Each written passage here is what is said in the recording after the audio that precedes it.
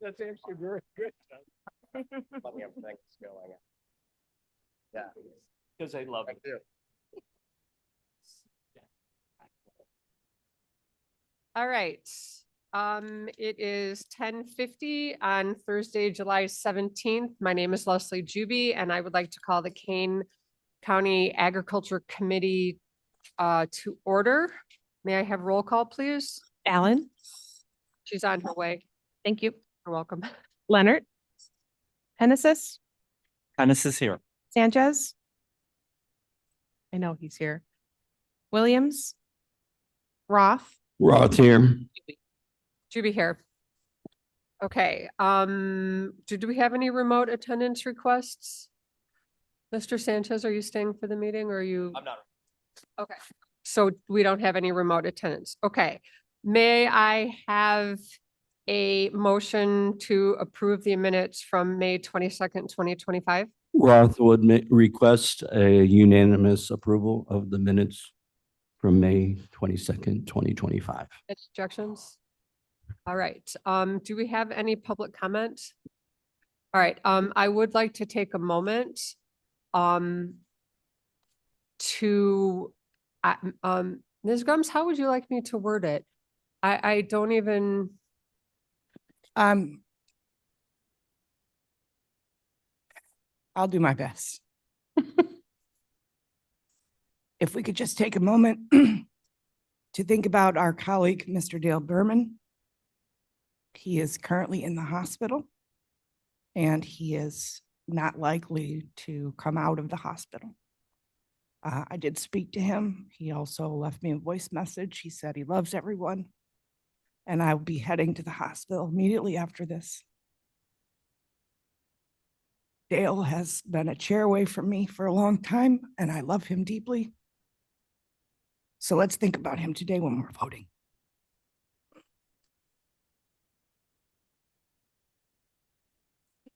Thanks, Michelle. Send our love, please. And drive carefully because you're very upset. Thelma. Okay. All right. Time to hear from our partners. Steve, would you like to, that was a hard thing to follow. I'm really sorry. I'm a little shook by that. Would you like to tell us about our swag and our updates? Yes, before I tell you about the swag, I have two guests with me this morning. And the first is sitting to my right, Dale Pitstick of Elburn, and Dale is the newly elected president of the King County Farm Bureau.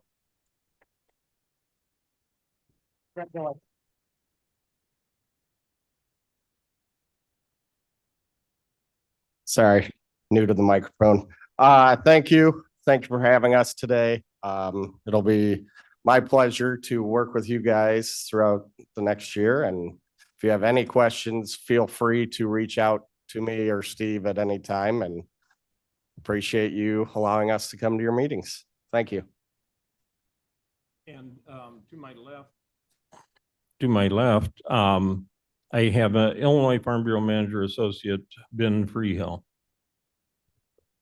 Yeah. All right, yeah, my name is Ben Freehill, and just thank you guys for having me today, and I'm excited to be here. Well, welcome. Ben is from a farm in Melvin. So if anybody knows where Melvin is, raise your hand. Because you'll okay, Mike Kenyon wins the last swag gift. Way to go. Way to go, Meg. Where we are, everything is in Southern Illinois. I'm not sure that qualifies as a good answer.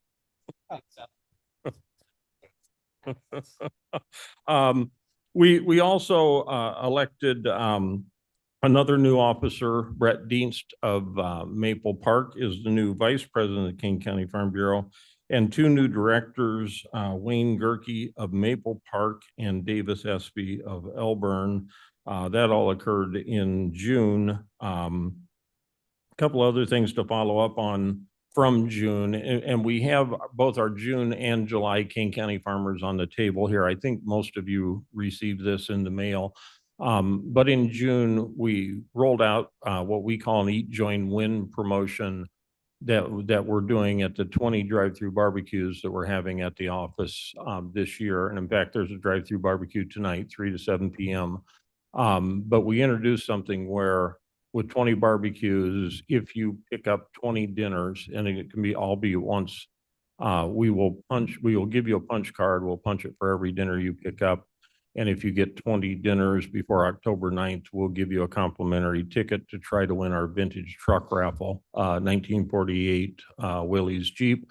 Maybe more importantly, in this issue, we talk about the 25 college scholarships that our foundation awarded this year, $45,000 to students studying for careers in agriculture.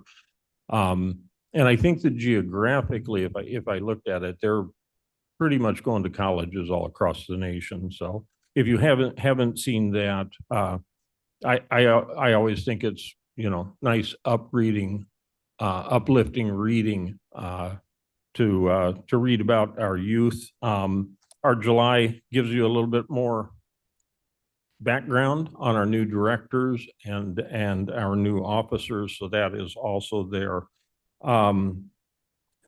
Running through the rest of this in my notes real quick.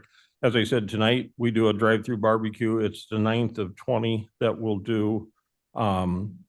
We are also, through our Kane County Farmer, taking orders for fresh Southern Illinois peaches through the 13th of June. So if any of you want to bring a cobbler in for the committee, where to, through the 13th of August. I'm sorry, I can't read this guy's handwriting. We had at our July board meeting, we had 2 guests come in and talk to us. One was Carolyn Brummel, who is from Kane County, and she recently went on a policy development trip to Washington, D.C. And the second was Jonathan Kepke, who many of you know. And Jonathan came in and talked to our board of directors about wetlands mitigation banking. And we'll have a brief report from him in our August Kane County Farmer when that hits your mailbox. I also should say, I want to thank Alan Camps, who's here today. Our July Farmer carried a feature, a reprint on garlic breath farms of Elburn, Caneville, that was written by Alan and was originally published in the Kane County Connects, and it was a very, very well written piece. So I apologize that we didn't call and ask for permission, but we freely reprint things from Kane County Connects, especially when they're good. So thank you for that, Ellen. July 8th, we did a donor recognition and scholarship awards at the Kane County Cougars. Again, we had 25 scholarships this year and 45,000. I think 13 of the 25 were able to make that to be recognized. And then the last thing is the Kane County Fair runs through Sunday. We're promoting farm safety, our vintage truck raffle. We have bucket raffles. Mr. Roth is already entered. We have farm trivia in a giant Jenga game and farm toys and a pedal tractor corral if any of you want to feel young again. We're also doing an auction, a silent auction that turns to a live auction on Sunday. We had a very generous member who passed away earlier this year, Scott Horton of St. Charles. And Scott gifted quite a few farm toys to us. And one of the other things he gifted to us is a lamp made from the crankshaft of a 1947 John Deere A tractor. And those were 2-cylinder tractors. So it is a big, heavy lamp, custom made. And for farm people, it's really a beautiful piece of art. Right now, we have a $500 bid on it by Mr. Pitstick. But on Sunday, as part of the Blue Ribbon sale, it will be live auctioned sometime during the Blue Ribbon sale, and that money will benefit our foundation. And we will use that to support causes that were meaningful to Mr. Horton. So if you're around on Sunday, if you want to buy a lamb or a steer or a boar, or no, not a boar. No, a barrow or a gilt. Nobody nobody's gonna put a boar in their freezer. Stop by and see us. And we'll be at the Blue Ribbon Sale. We also have a coupon in our July King County Farmer for free family ice cream for anybody that brings a coupon. If any of you show up at the fair and forget your coupon, just come see us. Mention Ben Freehill and we'll get you free ice cream. So, and so the swag, this is what we are giving out at the Kane County Fair. There's a number of recipes in here for pork and beef and sweet corn. There are grilling temperature magnets, and couple of other little handy little magnets to put on your refrigerator to substitute ingredients when you're cooking or to convert measurements. So there you go. And this one belongs to Mr. Kenyon. All right, thank you. I see Mr. Roth has a question. I attended last night. Unfortunately, I have to leave this afternoon. I got a wedding in Denver this weekend, so I'm going to miss the rest of the fair. I did try the ice cream and it's great as always. Some sad news is I don't know, it was the Farm Bureau or the 4-H'ers doing the corn on the cob is not there this year, which is was next to the ice cream. And it was the best corn on the cob at the fair. Have no corn and And some other maybe vendors. you're going to a wedding that you don't really want to go to. It's a niece, 320 people. So You'll be missed if you don't Yeah. go, so. yeah, I'll be in trouble. Actually. Yes. Mr. Leonard, did you have something? Yes, thank you, Madam Chair. Mr. Arnold, two questions, then I'd like to make a comment. The meal tickets you're talking about, if we purchase 20 meal tickets, we would get a vehicle raffle ticket for free.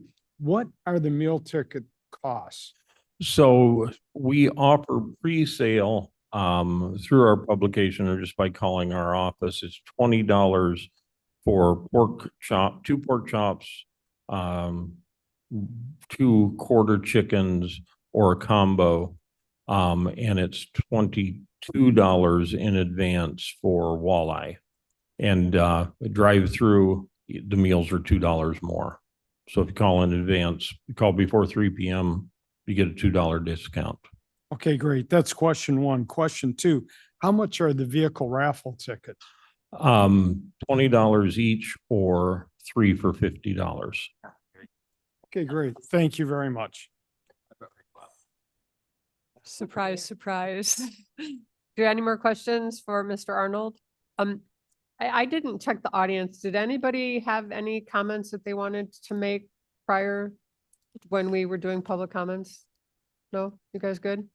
Mr. Kenyon?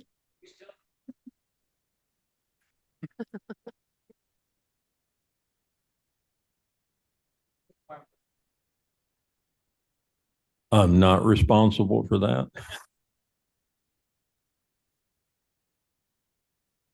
We won't hold you to it. Okay, moving on, is is Rob here for Northern Illinois Food Bank? Is he online? No? Okay. Does anybody want to make that? No, we're all good? Okay. All right, maybe next month. And then we have our Master Urban Farmer Training Program 2025. Alexis handed some things out earlier, so you'll get one, Deb.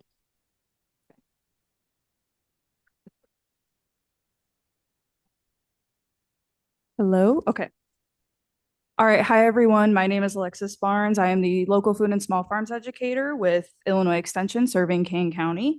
And today I just wanted to talk about the Urban Farmer Training course that we are holding again this fall. So we held a full course last fall, a short course in the winter, and now we're having another full course this fall. And so this is a 12-week program, and it runs from, it's on here, September 22nd through December 8th. So we split up the weeks every other week we talk about production, and then the other week is all things business and marketing. So this is really geared towards our beginner specialty crop farmers.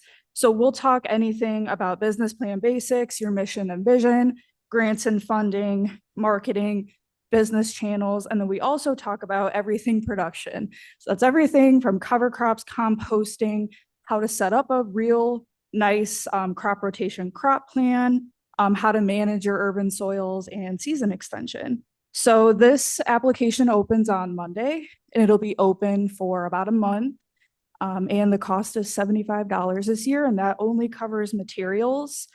So we use the other half of the $75 from the grant to cover any additional expenses. Are there any questions about that? I know that was really quick. Yeah. This is the second year. Yeah. And it was sold out pretty quick last year, I remember. Yeah, so I had I was thinking of signing up and I waited too long. yeah, so we had about 45 people in Kane apply, and then in Cook County we had like 80 people because we partner with Cook. So I think overall we had close to 150 applications, which is the most we've ever had. So apply as early as you can. Well, I may wait a few weeks just to give everyone else a chance, but I'm thinking of doing it this year if I can. Cool. So thank you. Yeah, thank you. Any other questions? I have a question and a request. Well, I'll start with the request is whether I can reprint this in our King County Farmer. Yeah, can I email you an Yes. updated marketing flyer and maybe something smaller to fit in the newspaper? That would be great if you Okay. can send me a PDF. Yeah. Unfortunately, I need it by the end of the day. That's fine. Okay. I will have it by the end of the day. If you can email it to me, I can pass it on to Julie Mann so it could go in Kane County Connects too. Cool. Great. Thank you. And Matt, I'll probably work with you a bit. I've been trying to cold call people and I've been finding more donation gardens and small farms that are opening up in Kane. I've been getting a lot of calls, especially with regenerative livestock. So yeah. You kill them and they grow back. Anything else? Steve, did you have something else? You said two, you only did one. Request and a comment or something? You said you had a request and a comment? Do you just want to stick with the request? Yeah. Madam Chair, my bad. Yeah, I forgot. about Okay, that. that's fine. Okay. All right. Okay, Anybody else? Any questions? No? cool. Okay, All great. right, Thank you. Great. So that moves us to our presentations and announcements. Matt, is this where you finally get to talk? Because I don't even have you on my agenda. So I'm just skipping over you and I'm going right to, oh, am I going to Mark or Janice? Am I skip? So I can just, there's no like middleman here. Okay, we're going right to Janice Hill, who's going to give us a conference recap and a local food and farm funding options. And I'm pretty sure she has a slideshow. I do. I have a slideshow. Hello, everyone. Great to see you. I'm going to go back a few months to when I attended a national conference, bring you up to date on that, and then go over a couple of things. So American Farmland Trust, which is a national nonprofit organization, has been our partner since the inception of the Farmland Protection Program in 2001. In 2000 is when we met, and the county board at that time authorized 2 papers to tell us how we could create a farmland protection ordinance. And every year, or every other year, I guess I would say, they have some kind of gathering because this is the nonprofit that serves, the only nonprofit that serves across the country all of the farmland protection programs. Now, there is Land Trust Alliance, another fine organization. They tend to serve Land Trust, which are also our partners in all of this protection. So it was a great conference, and I just wanted to go over some of the highlights. Of course, luckily I was able to speak at the conference too, and I'll tell you a little bit about it. But the thing that sets us apart from any other location is we have our enabling ordinance for 0167 for farmland protection, but we also have our Growing for Kane ordinance, which is the companion ordinance. And so we're known kind of across the country for that effort, as well as being the only county-based program in farmland protection in the Corn Belt. So, I'd like to share that recognition with you because it's always nice when, to go and receive that. But we have our future to look at, right? And and I should tell you too, I rearranged the slides a bit. That was just a test. No. Say all the slides are there, but I did change them up a bit as I kind of worked on notes.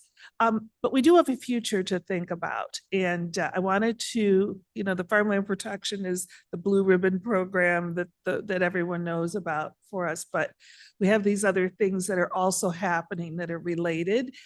These are things that were approved in last year's Riverboat program and are continuing on. We have the economic outcomes because we're going to look at, what is the impact of this protected land that we have.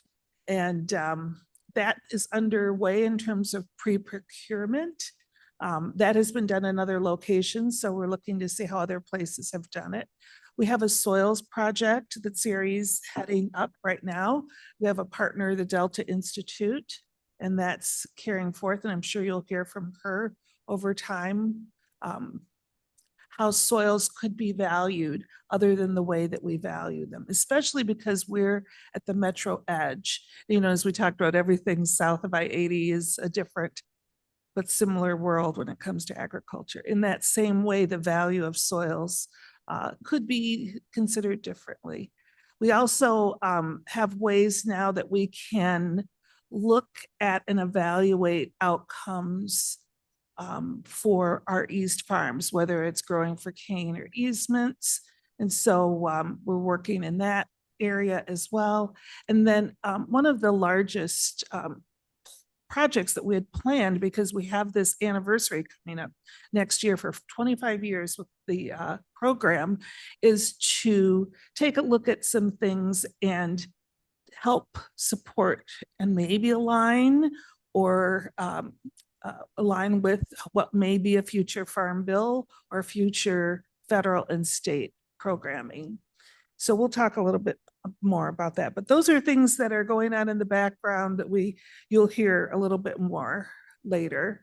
Within the conference, they had these different topics. I would say these are kind of primary things that everyone has on their minds. Easements, of course, always, but ag viability. Are our farms viable? Do people feel comfortable that they can keep their farm and hand it on to the next generation? Of course, the planning for agriculture, which, again, we're unique in that we sit within a development department and then within a planning division in terms of the work that we do. But a lot of places aren't that connected. And then, of course, all of the combination of environmental and economic components. So just to give you an idea, the picture of all the programs across the country, one of the cool things about when I'm doing AFT work, whether it's on soils or navigator, I'm with my partners that are, from the cattlemen's group or the coastal agriculture team. It's really nice to be able to work in other settings and see how they are executing some of the similar goals that we're trying to do here, what's similar, what's different. But you can see, and the other thing I'll say too, along with those land trusts that I talked about that are usually separate nonprofit groups, most programs are supported by a state program. And we are not here in Illinois. We've never had a program that supports agriculture conservation easements, and we've never, or fund them. So our county has been on its own moving all this forward. So even though there are county programs, they often are within the context of a state program. And of course, all of this related to farm bills. You can see the history of these farm bills, and our program has been active since 2002. So we've taken advantage of the farmland protection program. It's been under different names. Now it's called ALE, Agriculture Land Easement, within the ASEP world. And it looks like that name's continuing at least for the next 10 years of funding, as far as I can see. We also participate in a regional conservation program statewide. What's really interesting and what I want to kind of focus on today is the funding. How do our cohorts or our colleagues across the country fund the work that they do? Of course, for the longest time, we were the only organization that used casino gambling money. There's one now, another one that's kind of taken our lead and is tapping into some money.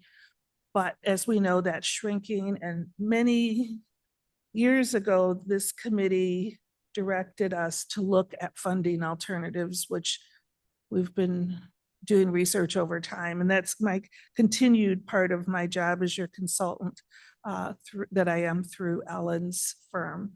So here are some of the things that stand out: the real estate transfer tax, the recording fees, and the mitigation fees. Those are things that are the top ones that are most often used. Those are fees that can be implemented within their county government, and that they have kind of some control for and directed for easements.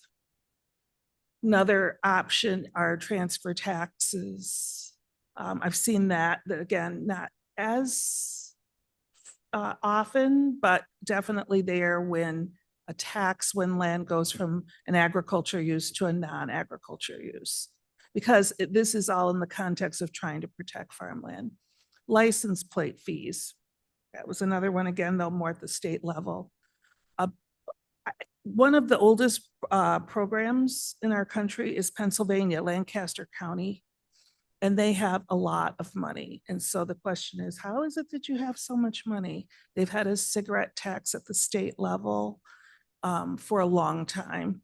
So, and they're not the only ones, but you know, that's been happening for a while, and they have money to use always. So my recommendation to you and my ask to you is for consensus to be able to pursue looking at these options for Kane County so that we can expand our funding streams to support farmland protection for the coming years. Now, it's going to take some work to do this. I mean, we know other places do this, but we really need to look closely at whether the county has the authority to do these things, what our farmland protection ordinance says. Both the farmland protection ordinance and Growing for Kane authorize, you know, have a funding piece in them. So I think always we knew that we probably have to look at funding, but I'm asking that, of course, we will have our riverboat request this year. We need that money in order to continue the program, but I'm asking for your direction for your consultants and staff to start investigating this a little further, working with the related departments to find out how this would work, and then come back with a report to you for your consideration then based on what we find. Obviously, beyond that, if there were some recommendations to move forward, then we would recommend a joint meeting with your finance committee, work a little closer even with the departments, you know, if you chose to do recording fee, for example, work closer with them on that, and before taking anything off to the county board, and then hopefully have something implemented in 2026. So that is, there may be other sources too, public sources that we're not aware of, but just looking at the most common funds that are used by our colleagues. And so again, this is what I'm requesting, is that we be able to start the research. And before I move forward in the slide presentation, would you like to talk about that a little bit, or do you have questions? I think Jarrett had a question first. Okay. Yeah, I would just say, at least from my perspective, we should move in that direction. Any alternative sources of funding going forward, it's smart for us to do that. I do think we have to be a home rule county to enact some of those taxes, but that's what investigating it can determine. what are our options? So I would say Yeah. we should go for it. Bill? Roth here. At the beginning of your presentation, you used the verbiage which is slightly different than I've heard in the past. I've been telling voters when I meet that we're the only county in the country with this program, and you said the only county Corn in the Belt. Corn Belt. Yeah, Corn Belt. So yeah. there's other counties that are now doing this? Yes, but most of them all are within a state program. So it's still part of the state though, so.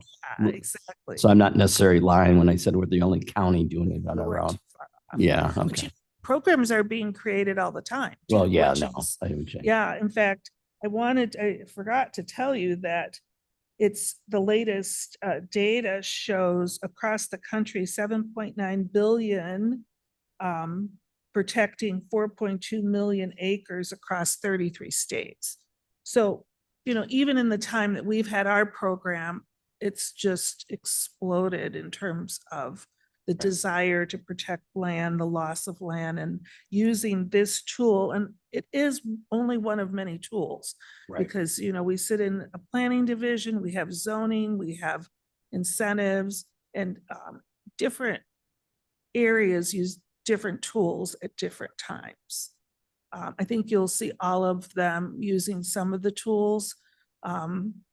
That's part of why they've looked to us more for planning, because we're, kind of in the lead when it comes to creating programs that are all really implementation of our 2040 plan, or what was originally our 2020 plan. Okay, thank you, Mhm. Janice. Sure. Bill, do you have a question? Yes, thank you, Madam Chair. Mhm. Janice, if you could, going back to the status of the state programs as of January 2024, Mhm. you have a column that says additional funds spent to date and then program funds available. Oh, are we in? The status of the state programs, page 12, I think, on your, Oh, okay, I bet that's back a little. it's 12, 13, 14. Yeah, I rearranged the slides. Okay.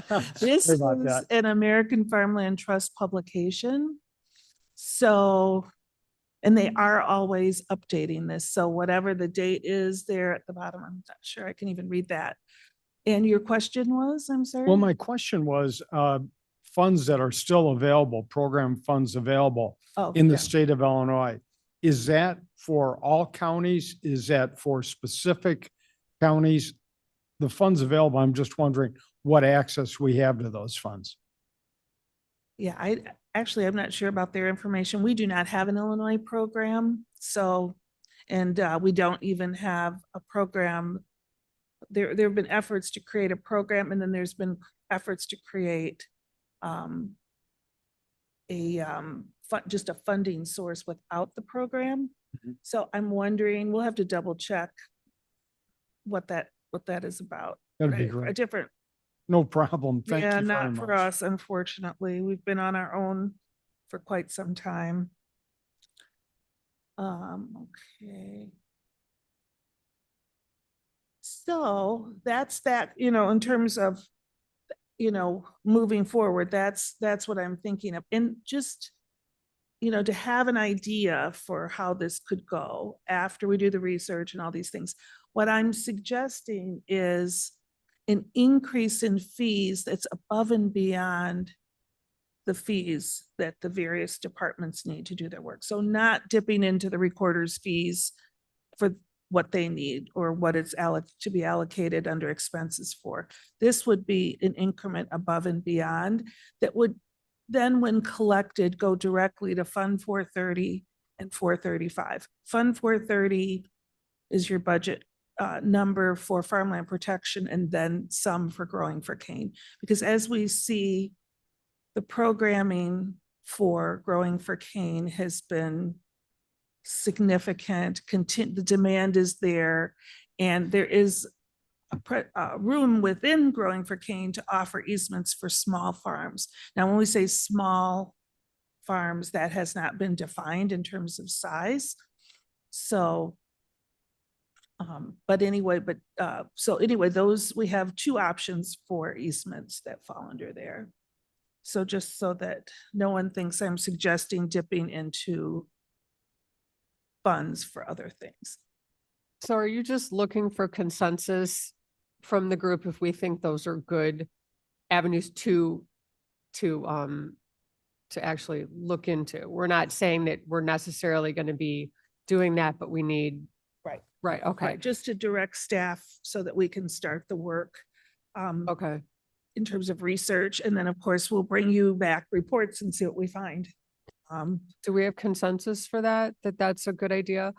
Also, when you do that, I kind of like the idea of us having our own little license plate. I don't know if that's what you actually meant by the motor vehicle license fee. I didn't know if it was like a specific plate that had farmland protection. Cause it'd be cool if we could get other people out of the county to buy into that. That'd be great. I do, I So- like promotional things too. I agree. I think you could have maybe a tag that's special to a county within farmland, you know, so that you have an ag plate, maybe a state ag plate or whatever plate you want, but within that you have a county designation. I like things, and I think the intent of, well, I remember the intent of farmland protection has always been positive, voluntary, and protecting families and farms. Yeah, So, I think that'd be cool if we could opt into that, because that is something I would do that. Yes. And a lot of. Sorry, people all that you are- adopted animals who aren't going to get my license plate, but yeah. Bill, did you have a question? Yes, one of the things in this discussion, when we move forward, we need to make sure we include the Farm Bureau. Because we don't want to necessarily affect them in a bad way. Oh, right, for sure. Are you hearing scuttlebutt across the back? I'm there? not gonna say, I'm taking the fifth on that one. Yeah. Well, So, and that's our relationship. We need to, they're our Yes. key partner. Play. Yeah, Always, we're right. not going to mess with our partners. Yes. Absolutely, right. So. Always, right. Okay, thank you. Was I- that consensus? Oh, One Ted, you have one comment, you more? know, the specialty license plates, Yeah. I actually tried to get that for another organization volunteer that I'm volunteering for. It has to be at a state level, honestly. The Secretary of State's not going to do it because it's not cost effective for them to print those license plates. So I don't know, maybe we partner with the Illinois farmers. You know, do Or something. maybe we talk to legislative. Yeah. Yeah. to I see- think there's a minimum number of plates you gotta do too. Okay, But well, we otherwise- can make our own plates. Yeah. Got nothing else to do, right? Well, isn't the requirement you're in jail to be able to make plates? Oh, I'm Maybe, sorry. I don't know. Okay, any more questions? Thank you so much. Awesome. That was Great. great. I have a little bit more. Oh, you have more. I'm trying to cut you More, off, and but it then is 11:28. It's my last slide to hand off to Ellen here to continue the conversation.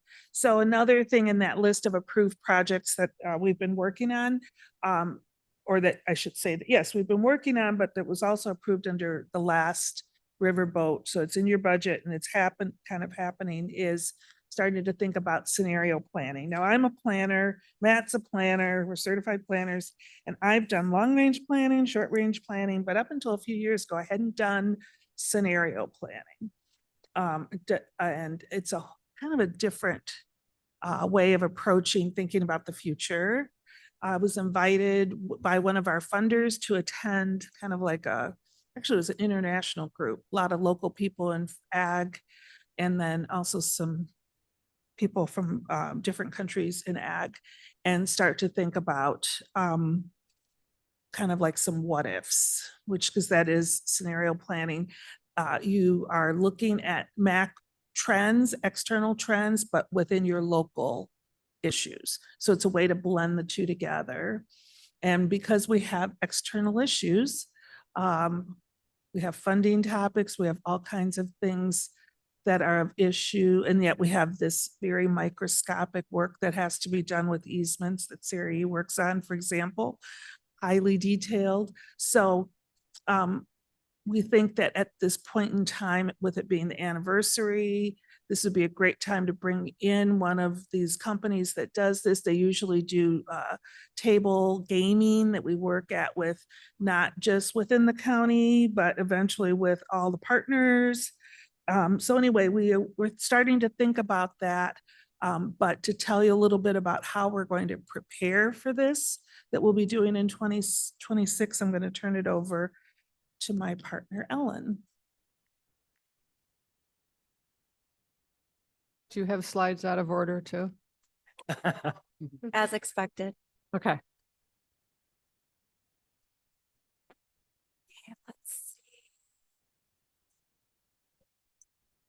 Oh, perhaps, is there another? Yeah, awesome. Great. Thank you. Yeah, towards the end of the packet. Thank you. Take your time. And I love sharing this podium with y'all because I'm able to say hello to my Nana who watches the Ag Committee as an Aurora resident. She's a farmer. Yes, and she's celebrating her 95th birthday next week. So happy birthday, Nana. Happy birthday. Liz. All right, so nice to see you all today. Thank you so much for the opportunity to share an update on my work. Today, I'm going to share a snapshot on how I've been working as a sustainable ag consultant for Mark and his team, as well as the projects I've been leading to support Kane County agriculture. I've had the pleasure of working for and with the development department since last year, but I've also taken on new projects and responsibilities with the newly formed Kane County Economic Development Corporation. Operating along this spectrum has allowed me to work hyper-locally with our Kane County farmers, but has also given me the opportunity to analyze projects from a 30,000-foot view and bring back information to the county with a statewide, national, and global lens. Today, I will share 6 initiatives that I've participated in. First, the Illinois Food Systems Roadmap, an initiative designed to strengthen the state's food system through community-informed planning and coordinated action. Second, I will share about my trip to DC for personalized access to the USDA, to municipal planning departments, and meeting with congressional agricultural committees who work on legislation. Third, I'll touch on the Bayer Chicago Invite, an intimate conference that focused on regenerative agriculture methods and corporate partnerships. Fourth, I'll introduce my trip to Peru to represent Kane County and the Economic Development Corporation on a USDA agribusiness trade mission. Finally, I'll explain a developing opportunity with Georgetown University for pro bono consulting that will occur throughout the next few months.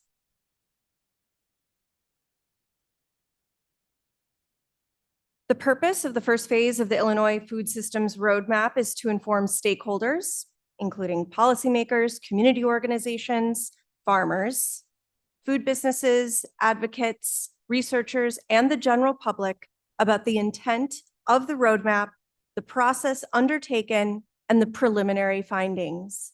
This work has been funded by the Illinois Department of Human Services. I volunteered to transcribe hundreds of data points from handwritten notes for the Illinois Food System Roadmap Task Force.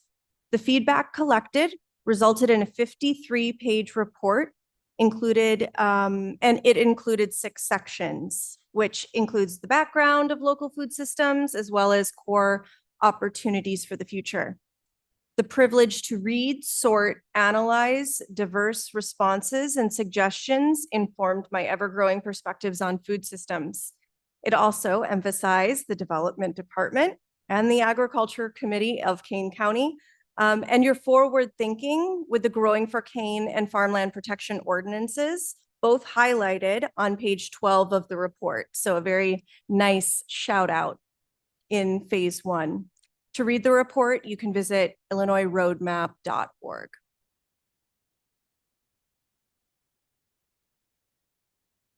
Through my academic work, I'm considered a USDA Next Gen Scholar. This allows me to leverage my network within the USDA, gain access to exclusive programming, and share insights from the District of Columbia and the People's Department. In May, I attended a week of programming on all things food and agriculture. This included meetings with government officials, agricultural journalists, food and ag policy experts, and commodity associations. Some highlights included attending a meeting with the staff of Amy Klobuchar, the ranking member of the Senate Committee on Agriculture, Nutrition, and Forestry, meeting both the Director of Food Policy for DC and the Deputy Director of Food Policy for the City of Baltimore, both housed within the planning departments. A one-on-one meeting with the USDA Foreign Ag Service to learn more about the expectations for the agribusiness trade mission in Peru, and a one-on-one meeting with Rod Snyder, the first director of the EPA's Agriculture and Rural Affairs Office. I also managed to find an hour to sneak away to the Smithsonian Museum, where I noticed not cane, but the DeKalb flying corn cob. A little bit of trivia: by 1940, DeKalb sold the most hybrid corn in the United States.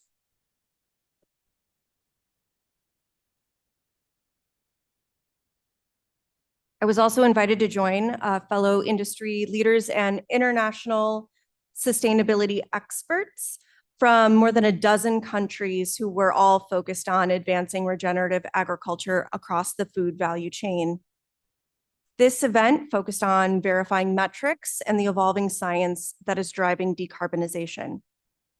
It also provided guided introductions between sustainability professionals. This included meet and greets with farmers, scientists, policy advocates, and worldwide corporate partners who are charged with investing in economic development within the agriculture sector. Then in June, I was invited to participate in a USDA agribusiness trade mission to Peru. My scope of work included attending briefings with the US Embassy and the Foreign Ag Service on behalf of Kane County and the Economic Development Corporation, networking with over 70 agricultural cooperatives and state departments, including Wisconsin, Indiana, and Maryland, providing 4 recommendations for a Kane County trade promotion toolkit included in my concluding report to the EDC. The group photo represents 70 US representatives, state officials, USDA representatives, and on the left, you can see I'm standing at a podium at the USDA ambassador's home, and I'm pointing at the Kane County seal. Following Kane's legacy of innovation, this was the first trade mission in history to have representation from a county government or an economic development corporation. If you see the photos on the right of the corn and the potatoes, here's a fun fact. Peru has over 50 varieties of corn and almost 3,000 varieties of potatoes. In fact, potatoes only became a staple crop in Europe between the 17th and 18th century when they were discovered in Peru and South America. It's hard to imagine Italy without tomatoes, the Swiss without chocolate, or Ireland without potatoes. But it's South American countries like Peru that we can thank for these agrarian gifts.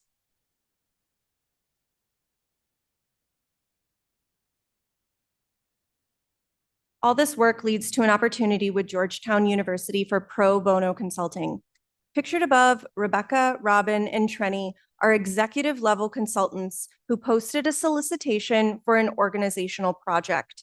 Rebecca is revered for her business development in food systems, and she and I shared a colleague from when we worked at a DC-based nonprofit, the Equitable Food Initiative.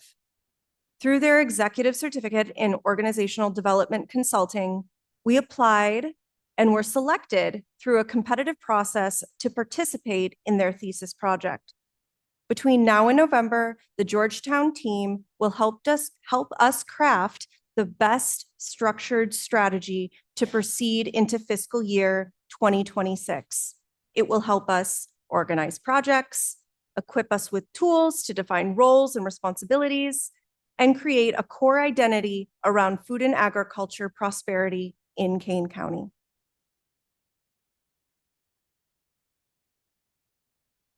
The work with Georgetown University's consulting team will also be informed by shared agriculture committee goals, raising public awareness and support for agriculture in Kane County as an industry sector and community resource, implementing and pursuing funding for farmland protection, implementing and pursuing funding for Growing for Kane, and implementing economic development projects for agriculture. That concludes my 6-month wrap-up, which will inform the rest of my work moving forward.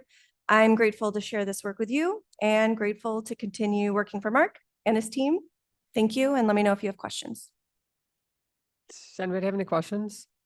Okay, so we're getting somebody free to do something cool for us to promote our goals. I think that's exciting. Yes, Mr. Sanchez.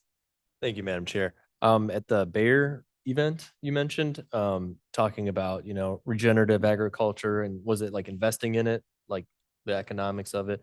They're talking about like decarbonizing soil. Is that sort of the main driver of interest in regenerative agriculture that you're seeing out there? Or is it, that's just one component of it, but the main push is coming from people that just understand what regenerative agriculture is? I think that we're transitioning between administrations, which changes things a lot. I think there was a big push the last 4 years for ESG, and curious how sustainability goals within corporate partners will change. But I think they're still charged within their strategic planning, these corporations, to invest in sustainability measures.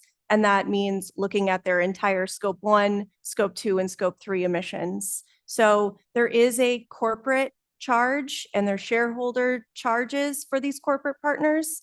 So I think the momentum is still there from the past 4 years, and we'll have to see how things go and how things progress and evolve. Thank you. Anybody else? Well, Matt, did you have anything you guys wanted to add? Okay, did you have anything you want to add? Yeah, I just wanted to give a shout out to, Ellen, Matt, and our ARPA team, who continue to process the invoices for reimbursement coming in for our local food farmers grant program. And some of the fruit of that is also the series of articles that Ellen is doing for Kane County Connects, featuring them. But Matt in particular, with one farmer, took extra effort to get out and meet with them and make sure that he got his paperwork in, and the ARPA team worked to overcome some hurdles, barriers there. So we're really excited about the use of those ARPA funds and how they're helping our local food farmers and solidifying their business and their support to our community. So wanted to thank Matt and Ellen and our ARPA team, Suzanne Fonstock and her crew. So thanks. Ms. Allen?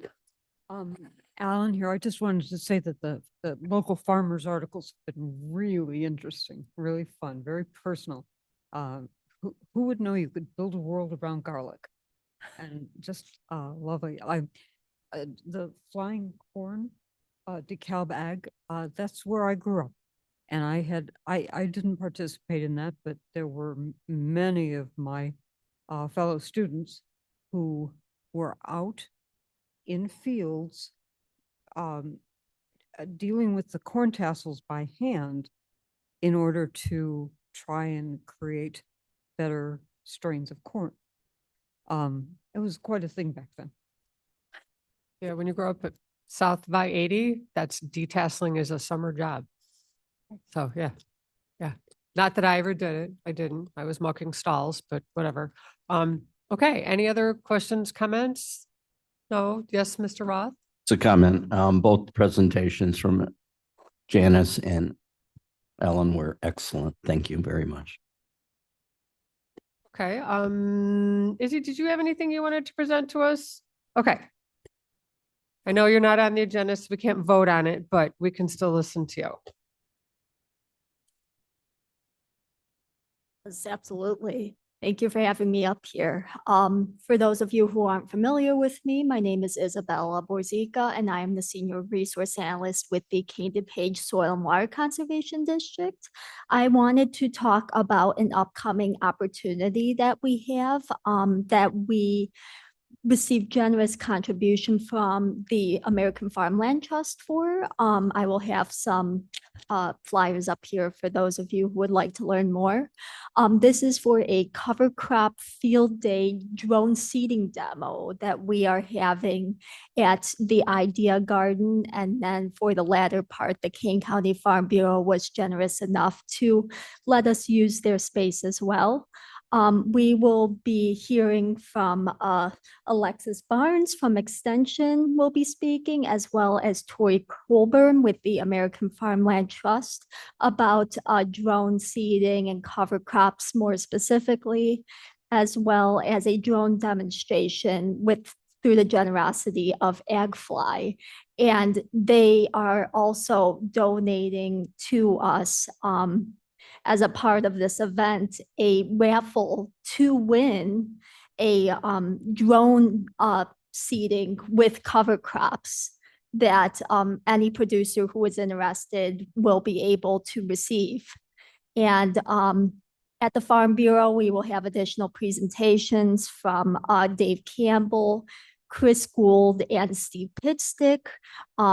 Get their feedback on cover crops and learn more information for anyone who might want to discover cover crops or implement it on their field. If there is no charge required, but there is registration, there is a QR code. And if anyone would like to use this in any upcoming posts or informationals, please let me know and I can get that over to you. Okay. Bill, you want to take a copy of that up to Julie with what else you're taking up there? Yeah, that would be great. Excellent. Thank you. Any questions? No, we're good. Okay. Thank you. Yeah, thank you. All right. Well, I guess that is kind of new business. No, not new business. Does anybody have any new business? Well, ma'am. Oh, the King The County. Kane County Fair, on agriculture, it's a requirement, and Steve is making sure you stop by the Farm Bureau booth. Yeah. Wow. Okay. I didn't know that. A little heads up, maybe. And he's giving out ice cream tickets I too. have to get my swag back because I didn't show up yesterday. Okay. So just everybody, so you know that Sunday is the demolition derby. Two runs, 2:00 and 7:00, I think it is. Yeah. Fun event for all you who have pent up frustrations about driving and you wish that's what you could do. Yeah. Okay. May I entertain? Wait, there's a question. Somebody from the farm, are you driving in the demo? That would be so fun. I don't think they would let me. I don't know. But I Probably. can, yeah, I would like to do that. Yes. Yeah, I would like to actually crash a car and not get killed. So, Yeah. you know, Well, wouldn't we all? yeah. So, okay. May I entertain a motion to place reports on? Also would request we do unanimous approval of putting reports on file. Is anyone not approving that? No executive session because we never have one. Roth will make a motion to adjourn. I wasn't ready. Well, too bad.